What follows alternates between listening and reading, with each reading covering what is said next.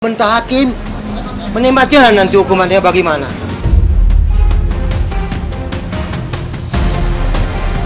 Jadi terkait yang hari ini katanya ada rilis dari BPOM, itu nggak ada urusannya.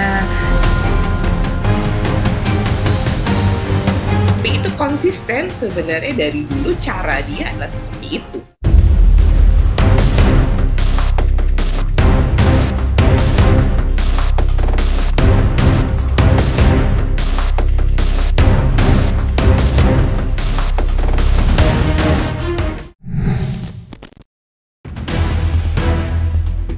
Sidang lanjutan kasus dugaan pemerasan dan TPPU yang menjerat Nikita Mirzani tidak hanya berlangsung ricuh, tetapi juga mengungkap fakta baru. Dalam persidangan tersebut, kuasa hukum Nikita Mirzani, Fahmi Bahmid, dengan lantang membeberkan informasi terkait status legalitas produk kecantikan milik Reza Gladys yang tidak memiliki izin edar dari Badan Pengawas Obat dan Makanan atau BPOM. Itu disampaikan Fahmi saat ia mencecer dua saksi yang dihadirkan dalam persidangan, yakni Dr. Oki dan pengusaha skincare Sheila Saukia. Saat disinggung mengenai produk kecantikan Reza Gladys yang tidak berizin, Dr. Oki membenarkan jika produk yang dipermasalahkan kubu Nikita bukan kategori perawata, sementara saksi Sheila Saukia memilih untuk enggan menanggapi pertanyaan dari kuasa hukum Nikita. Sikap Sheila yang dianggap pasif justru membuat kubu Nikita dan tim kuasa hukumnya meradang.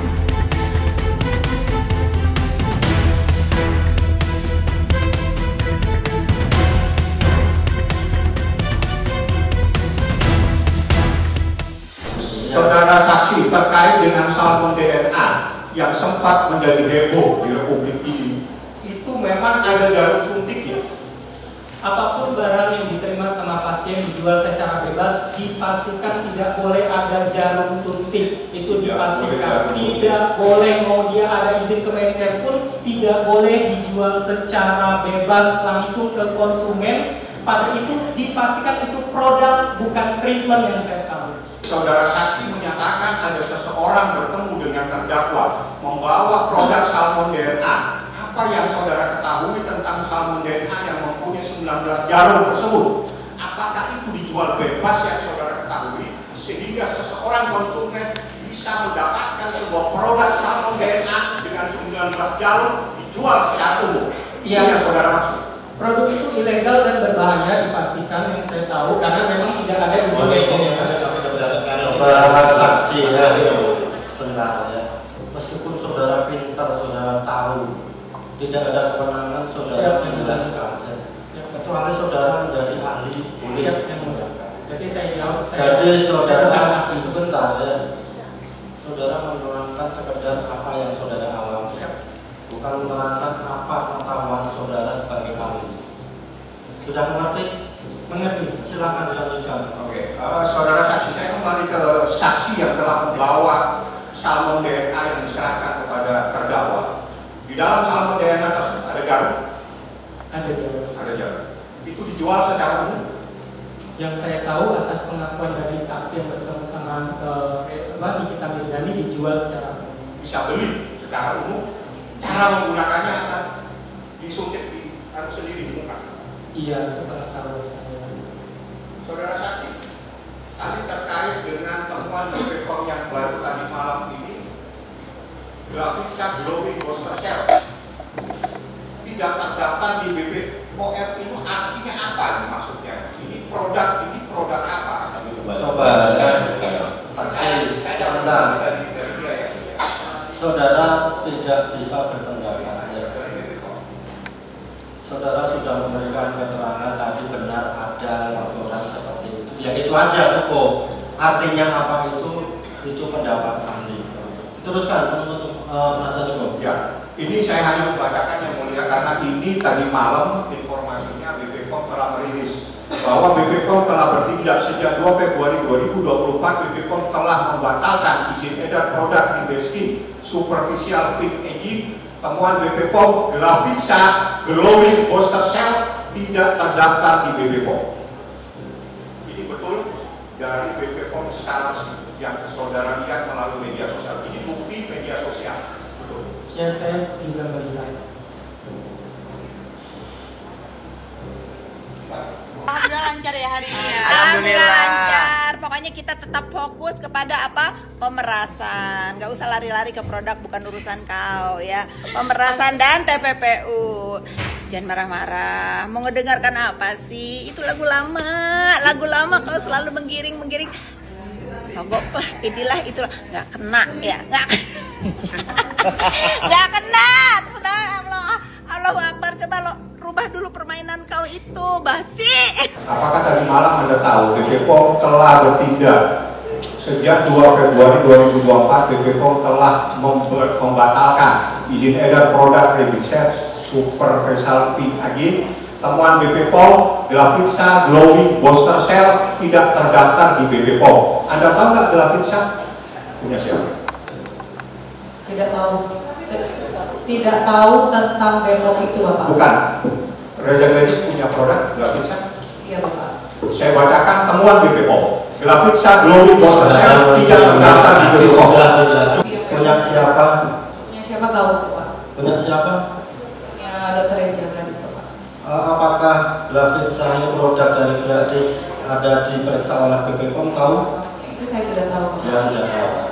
Jadi terkait yang hari ini katanya ada rilis dari BPOM, itu nggak ada urusannya, nggak ada kaitannya sama tuduhan pemerasan. Aku tuh udah pengen ngomong kasar, tapi kan nggak boleh ya. Tuduhan pemerasan dan TPPU nggak ada urusannya ya. Produk-produk Glavitsa tadi aku udah rekam bagaimana itu sindikat memasukkan produk Reza Gladys yang nggak ada mereknya tiba-tiba dimasukin. Ada 44, bayangin 44 ini donaturnya siapa sih? 44 ini nge-review itu banyak loh duitnya. Ya sudahlah, tobatlah kalian ya.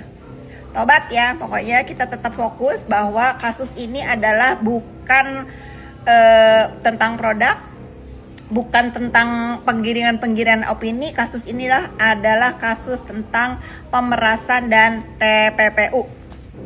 Terdakwa waktunya pulang, jangan marah, pulang dong.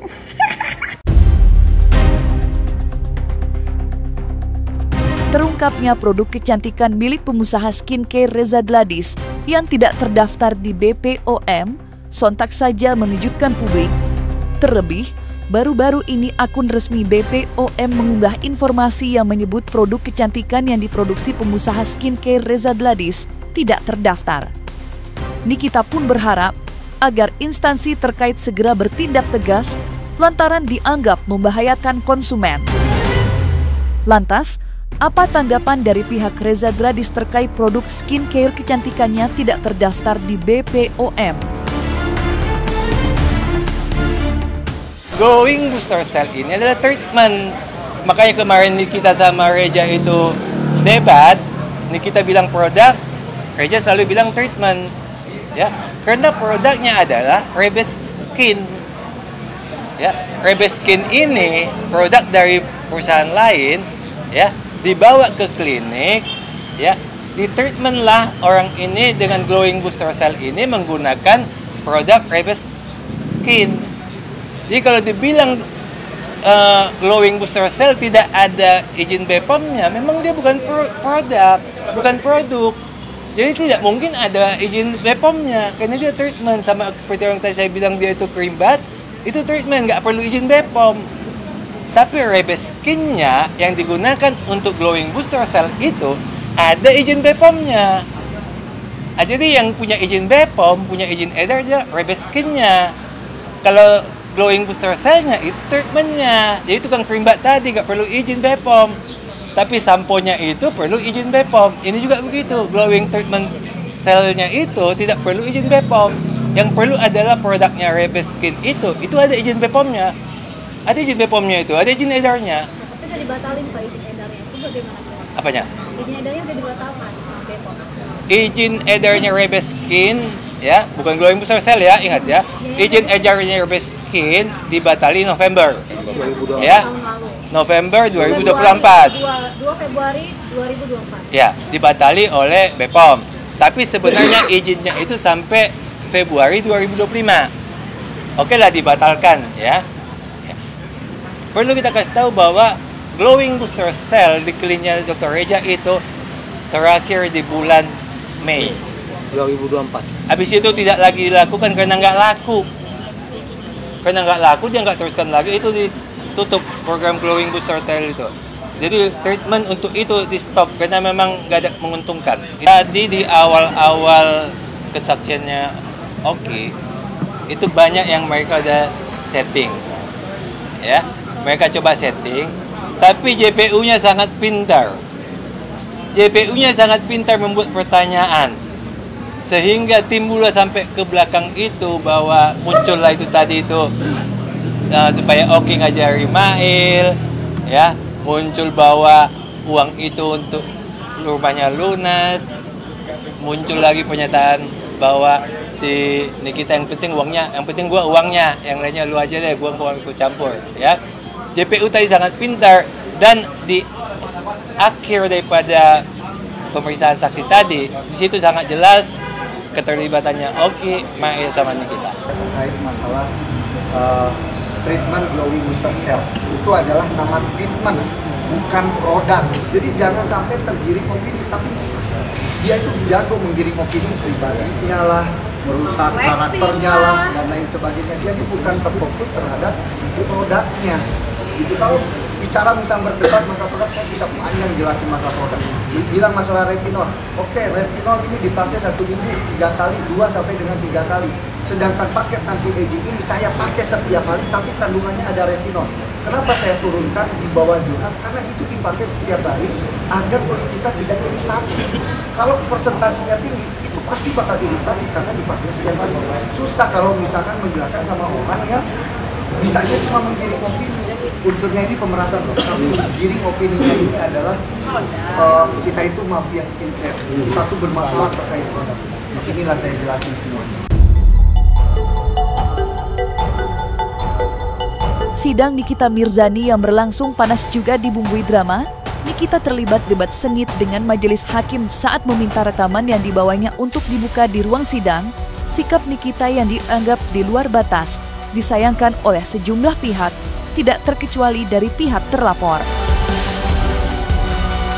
Menanggapi sikap Nikita yang tidak sopan terhadap majelis hakim dan membuat kegaduhan dengan aparat kepolisian, dianggap dapat menambah hukuman yang jauh lebih berat. Mengingat, etika dan kesopan santunan menjadi nilai bagi hakim dalam menjatuhkan hukuman. Lantas mungkinkah Nikita Mirzani akan mendapat hukuman jauh lebih berat?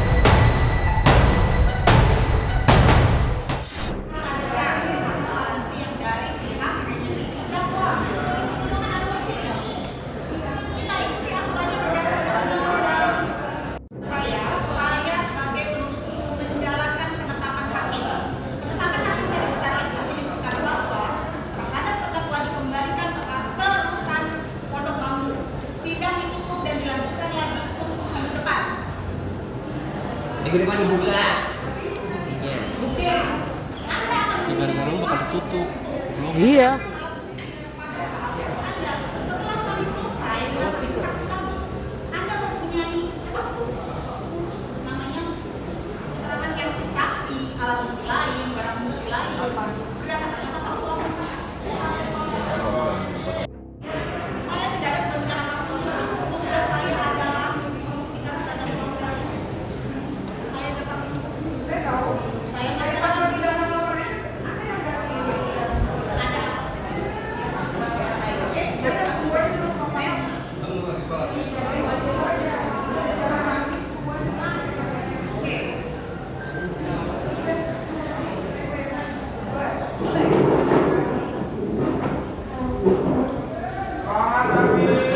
Ya bersyukur hari ini tidak ada bentrokan fisik. Walaupun dia ngotot tidak mau tadinya, tapi jaksa sangat bijaksana.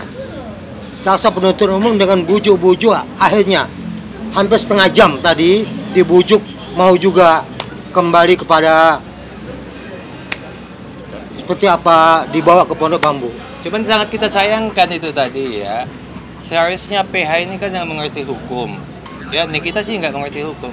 Yang mengerti hukum itu adalah PH. PH ini harus menjelaskan kepada terdakwa ini dalam persidangan itu ada hal-hal yang meringankan, ada yang memberatkan.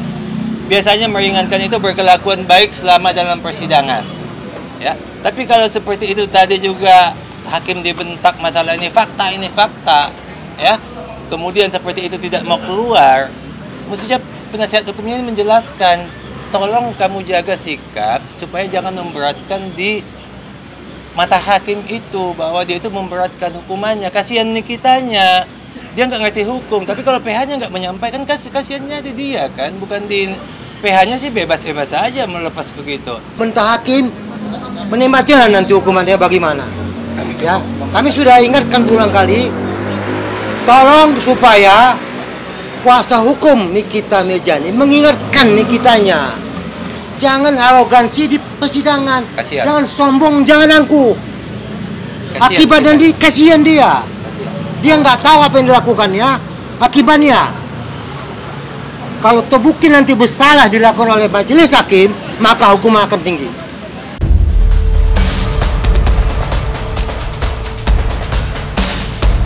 Sidang Nikita Mirzani yang gaduh tidak hanya menarik perhatian, tetapi juga disesalkan. Sebagai publik figur, Nikita seharusnya menjadi contoh, bukan memamerkan keangkuhan dan sikap arogansi. Setidaknya, itulah yang disayangkan oleh banyak kalangan atas sikap Nikita yang tak pantas hingga membuat kegaduhan di ruang persidangan. Melihat penampilan dan kegaduhan yang dilakukan Nikita Mirzani dalam persidangan kemarin, apa kata psikolog melihat sikap Nikita tersebut? Apakah murni bentuk pertahanan diri? Atau hanya tebar sensasi belaka untuk menarik perhatian publik? Kalau kita bicara tentang sosok ini ya, ini kan bukan sosok yang baru ya gitu di dunia selebritis itu. Hal-hal yang seperti dia lakukan, hal-hal yang dia tampilkan saat ini adalah gambaran ciri khas kepribadian yang selama bertahun-tahun ini memang ada dalam dirinya, begitu ya. Artinya kalau kita biasa mendengar dia itu sebagai sosok yang sensasional begitu. Nah, ini secara konsisten dia tampilkan gitu ya, tidak saja di kehidupan nyata sehari-hari tetapi juga dalam ruang sidang gitu. Jadi memang dia itu pribadinya ya memang senang dengan sensasi, selalu ingin menarik perhatian, dan itu dia punya atau dia menggunakan strategi-strategi atau cara-cara tertentu yang selalu secara konsisten dia lakukan untuk menarik perhatian. Tapi itu konsisten sebenarnya dari dulu, cara dia adalah seperti itu. Jadi ciri khas kepribadiannya apakah itu dibuat-buat? Iya, artinya itu adalah strategi dia gitu ya, strategi.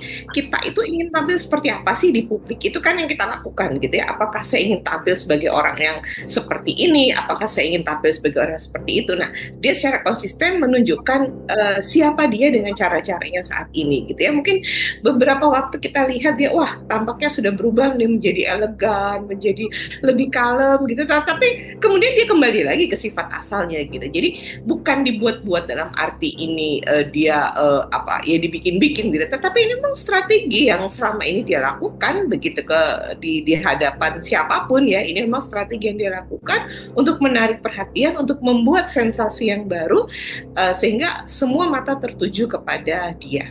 Kita tidak bisa mengatakan dia narsis atau tidak ya, tetapi tipenya kalau kita lihat dari dulu secara konsisten adalah orang yang memang senang dengan spotlight, senang dengan perhatian dari orang lain. Bahkan dia berupaya untuk melakukan tindakan-tindakan sensasional yang kita sebut biasanya adalah sensasional, suka bikin ribut, suka dapat perhatian, ya memang itu ciri khas yang dia miliki gitu. Apakah itu berarti narsis? Belum tentu begitu ya, tetapi dengan mendapat sensasi, dengan mendapat sorotan lampu, mendapat spotlight, dia mendapat keuntungan dari hal tersebut, dan itu rasanya untuk selebriti ya, itu memang kekuatannya dia lah itu begitu ya. Apakah dia narsis atau tidak, kita tidak bisa begitu saja simpulkan, tetapi kekuatan untuk bisa menarik perhatian orang lain ya, strategi-strategi untuk bisa menarik perhatian orang lain, itulah kelebihan kepribadian yang dimiliki sehingga sampai saat ini kita masih terfokus untuk membicarakan dia begitu.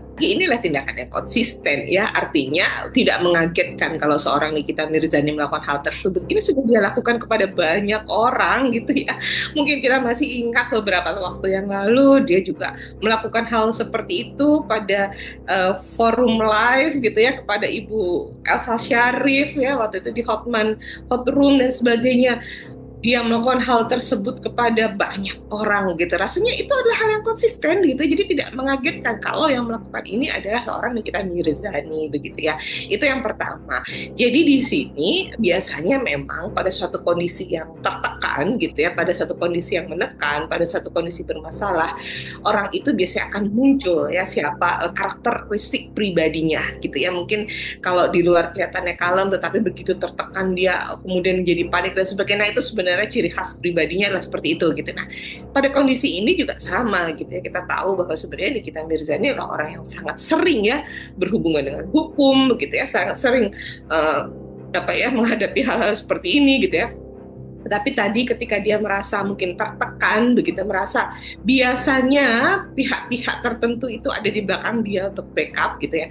Ini kan tergolong cukup lama ya, kasus ini kan agak lama gitu sebelumnya, padahal dia sedang berkasus dengan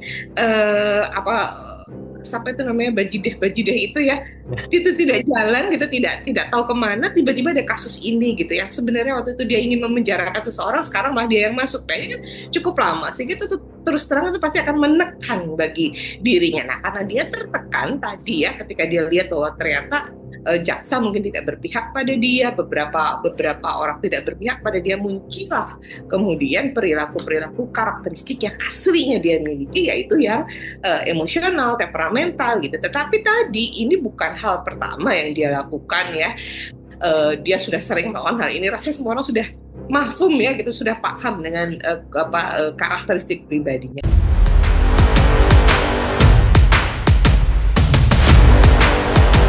Nah, selesai sudah, Cumi Lovers.